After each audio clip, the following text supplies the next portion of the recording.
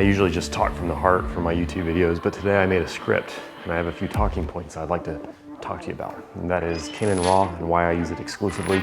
Let's go ahead and jump into today's video. Point number one is the intro. So I guess I should do an introduction, but first a word from our sponsors.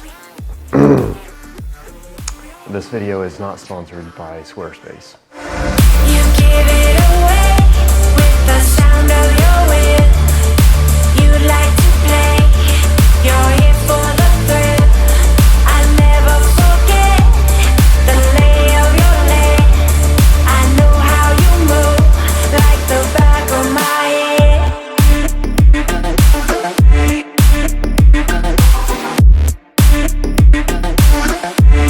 Canon Raw is something I've been using exclusively on my Canon C400 and when I have used it on the C80 for all of my projects. Canon Raw allows me to use a full capacity of my Canon C400 sensor.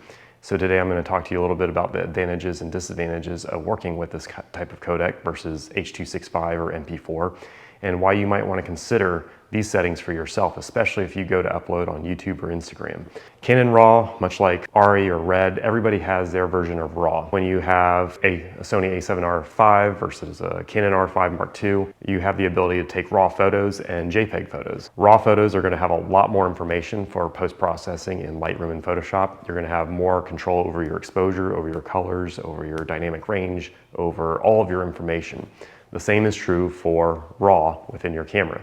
Now, not all RAWs are built the same. There are different types of RAWs, such as Red Raw, like I mentioned, is known for its dynamic range and is great for all sorts of professional and industry standard workflows. Canon Raw is more tailored to those guys like me, videographers, who want the most out of their camera. However, it's going to be more taxing on your system. The file sizes are going to be a lot bigger, and there's going to be a little more of a workflow and some added steps that you're going to have to take in mind in your post-production. So that is Canon Raw. It's a more professional way of delivering content to your clients. For the C400 and the C80, you're not going to be able to utilize that 6K resolution, that 12-bit color range, or as high of an information rate if you were in the 8 high efficiency video code or H.265 or MP4 codecs. The codecs in the C400 have the 3 levels of Canon Raw. You have H.265 and MP4. H.265 is a great codec, very versatile, and great for a lot of professional workflows even. Now you're gonna have the post-processing power to handle all of this type of media because they are pretty big in terms of file sizes. So investing in a good computer as you invest in your camera's capabilities is something you're gonna have to take in mind. Now there are proxy files that you can work with, but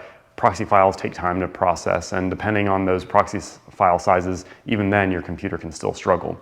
For me, 2 years ago, I decided to invest in a computer that could handle all of my content needs for the years to come. I invested in a Mac Studio M2 Ultra with 128 gigs of RAM and 8 terabytes of storage. A little excessive, but again, longevity was a key goal here. That 8 terabytes of storage allows me to have all of my open projects on my desktop, so I don't have to worry about external drives or SSDs while I'm working on an active project. This is also going to help in reducing your lag times and your buffer times, allowing a more streamlined workflow in post-production. I did all that from the heart. See, I don't even need a script. Times where I might use an MP4 codec is on a recent job I had to film an entire long take of performance, and the client asked me to just get one static wide shot angle of that event.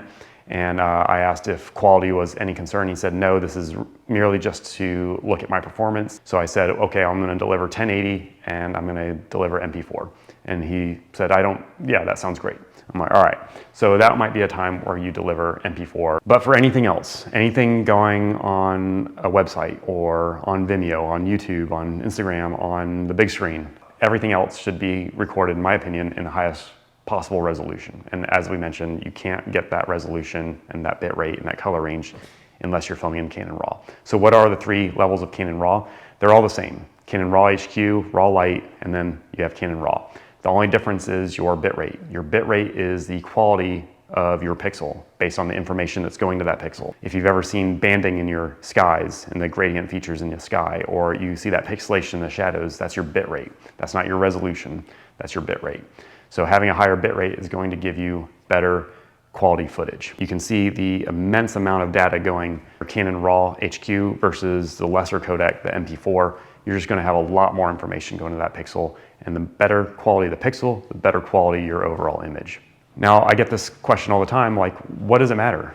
Like, YouTube's gonna compress my video, Instagram's gonna compress my video, and that's true, they are. But if you have more information to work with to begin with, you're going to have less degrading of your quality of footage. So if I record on my 6K settings on my C400, and then I know I'm gonna upload to YouTube, YouTube doesn't support 6K. So I still record in 6K, and then I create a 4K timeline on my editing software, and then I upload that footage, process it, and then export with a codec that I know will be supported by YouTube. That's how you get the full advantage of your footage and that bit rate, and that resolution is gonna work for you. Because 6K footage on a 4K timeline is still gonna be enhanced footage. It's going to look a lot better than 4K footage would on a 4K timeline, especially with that compression in mind. You have several different types of compression. One in camera, if you're not using RAW, one on your editing software when you render and export, and then one when you upload to your platforms such as YouTube. Now, a little side note, and this is something we may or may not know, and that is every platform will assign a codec to your footage. So if you filmed a project with a GoPro or an iPhone or a cinema camera, an Arri Alexa or a Red Raptor or a Canon C400, that algorithm is going to know what camera you used and what codecs you were using, and it's going to assign a codec respectively. Not all codecs are built the same. A funny fail video on YouTube that was filmed on an iPhone, it's not going to get the same quality of codec as, say, someone's short film that was filmed on an Arri Alexa. So there's different codecs to consider. So if you filmed on your camera, your cinema camera, make sure you're using the highest quality settings so that algorithm picks up those settings and assigns their own version of a codec respectively. And that again is where your quality of footage, your resolution and your bitrate are going to come into play. Moving right down my list here, I have bitrate and color. I already talked about that. I should talk about the ISO settings. Another disadvantage to working with RAW is noise. Usually when you film in an H.265 or MP4, your camera is going to do some processing. With RAW, it doesn't do that. What the sensor sees is what you get on your media card. You're gonna have to do a little bit of effort in post to get rid of noise. And one way to do that is controlling your shadows and your lights. If you expose properly, you can fix this with a simple adjustment on your highlights and your shadows and get rid of that noise, especially in your shadows, really easily. And those bit rates and that color range is also going to help you because you're going to have less banding and less pixelation with those bit rates and with an enhanced color range when filming on Canon Raw. You're going to have to do a little more in post, but your footage is going to benefit greatly. Another noise level consideration is your ISO. When I was coming into videography from being a photographer for the first time, and I finally got the courage to film in RAW and in custom picture profiles such as C-Log 2, I was very upset when my camera would not let me go to ISO 100. It said I could only film at ISO 800. Now on your mirrorless cameras such as R5, you can adjust it slightly, you can go down to ISO 400, but there are some base ISO settings that you really need to stay at to minimize noise in your footage. For the Canon C400 and the C80, the sensor really loves the three base ISO points of ISO 800, 3200, and 12,800. These aren't suggestions. These aren't, hey, just stay in this range. These are the base points where you have to stay at to have the cleanest image possible. So staying at those base points will give you the cleanest image. You say, hey, I'm filming at ISO 3200, but the noise level is still really bad. What's going on? A few of you have reached out to me on this. The first time I got the C400, I took it out on a wedding and I put it in Canon Raw HQ and I just started filming it. And I'm like, this is gonna look great. And then I got back and all the footage was really noisy. I'm like, what did I do wrong? I had basically set my ISO setting to a different base setting. What I mean by that is I had my base ISO set to 800 and I was adjusting my ISO manually to ISO, say 3200 or 12,800. If you adjust your ISO setting, you also have to adjust your base setting. So if I go from ISO 800 to 3200 on my ISO setting, then I'm also going to have to adjust my base ISO. There's a simple and very quick, easy way to do that, and that is to just make a quick function button on your C400 to adjust your base ISO, and with your base ISO, your ISO setting at the same time, so that everything stays matched together and your image remains very clean. Lastly is the ability to record internally, and that's why I went with the C400 as opposed to the C80.